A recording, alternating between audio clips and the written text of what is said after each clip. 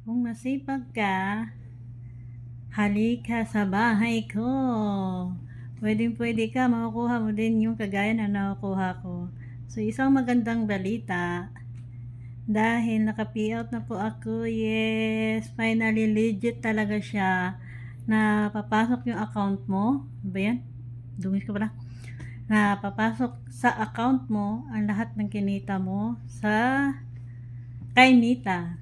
So, itama mo lang yung pag ano mo, yung pag-include mo ng bank account mo kasi kung tama yan, papasok naman talaga.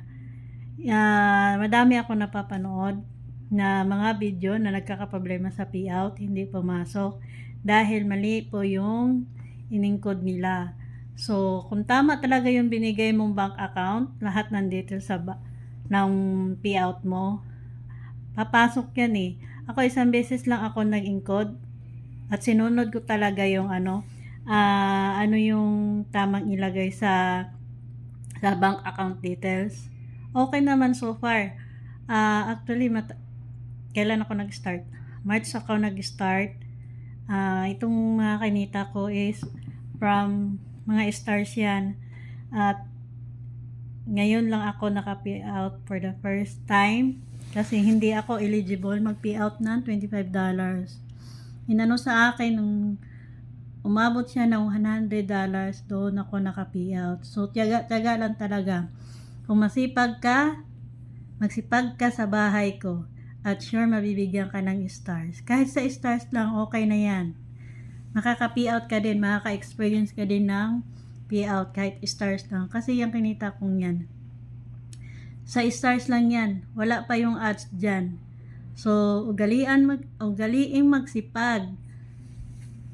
Lalo na, magbarites ka sa bahay ko kasi sure na mabibigyan ka ng stars. Sali ka rin sa palaro ko. Sure yung palipad ko. Sumunod ka lang sa mechanics. Okay sa alright yan. Kaya, ito na yung aking kinita sa stars. Ayan na.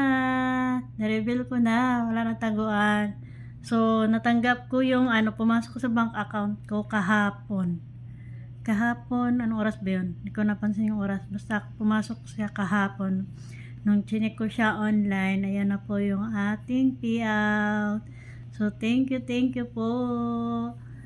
Thank you po sa lahat ng nagpalipad ng stars, saka sa lahat ng sumusuporta, lalo na sa lagi nagmamarite sa bahay ko. Kaya wag kayo mag-atubili magmarite sa bahay ko kasi ang stars ko ay legit mga lods. Sundin lang yung mechanic mga lods kasi ang mechanics natin importante para makatanggap tayo ng stars. Okay ba? Thank you sa inyong mga suporta. Bye-bye!